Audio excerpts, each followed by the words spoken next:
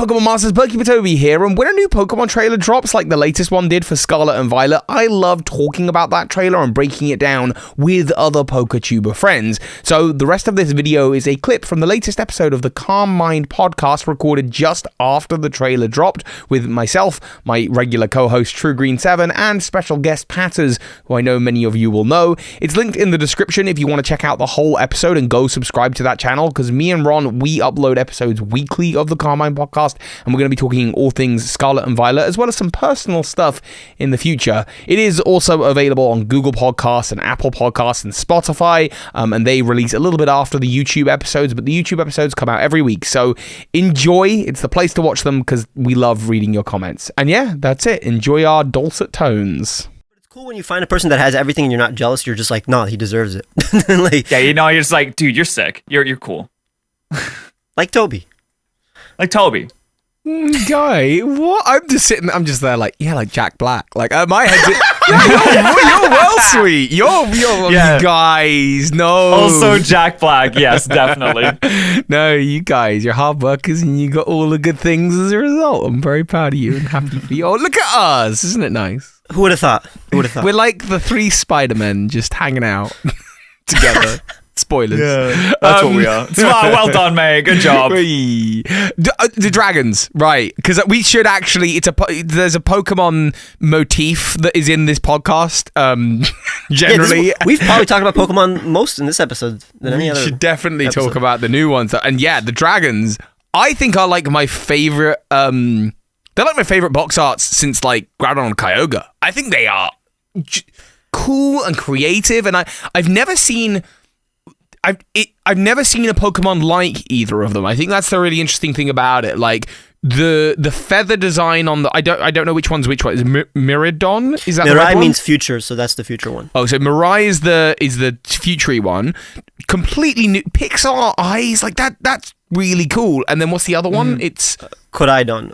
Koraidon. So here's what's funny. So like Kodai is ancient in Japanese, but it's Koraidon in English, I'm assuming, because they want both of them to have the suffix ride on, because potentially you ride on them. I don't know. We'll find out. But I mean, I think you definitely do. They definitely look like motorbikes.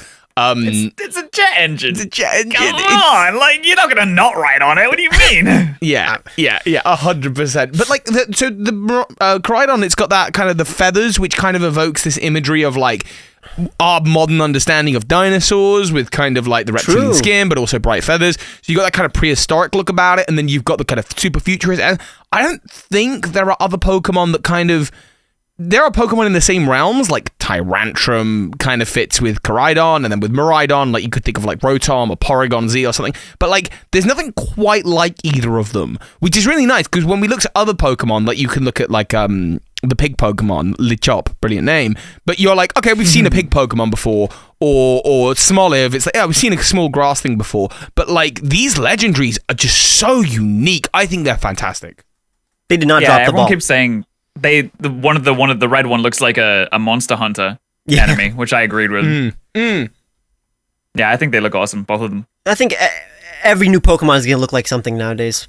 That's it. Like, there's already like countless creatures from other franchises.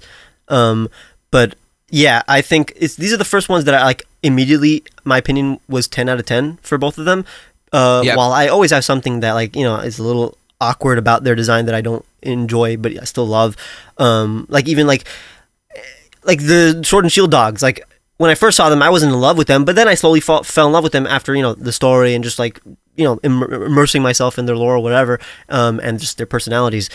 But again, this is just the first one since like, Kyogre and Groudon. I think that immediately I loved them. While like I'm thinking of like, I think I still like Reshiram and Zekrom more, but when I first saw them, I didn't love them as much as I do the new legendaries. So I can't imagine how much I'm going to love them in just once I play the game.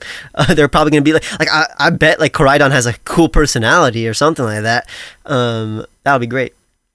I'll be honest, I liked Xerneas and Yveltal when I first saw them in the opening trailer. Okay. It was a cool opening trailer, but like Xerneas really got bad for me the moment I caught it in the game and I looked at it in the Pokeball, and it was like, what happened to all of these majestical colors and But they turned off all the lights. The box art, and I was like, this sucks. And I just like, I don't know why it just completely killed that Pokemon for me. Because on the box art, it's just one of the most magnificent looking Pokemon you've ever set your eyes on. And then the moment you catch it, you're like, yes, I finally got the. What is this? What happened? It's like I've been sold a faulty product, you know? Yeah, they got... Listen, energy prices is going up. It's getting really expensive to keep all the lights on Xerneas. We had to, like... Just maybe turn it off every now and then.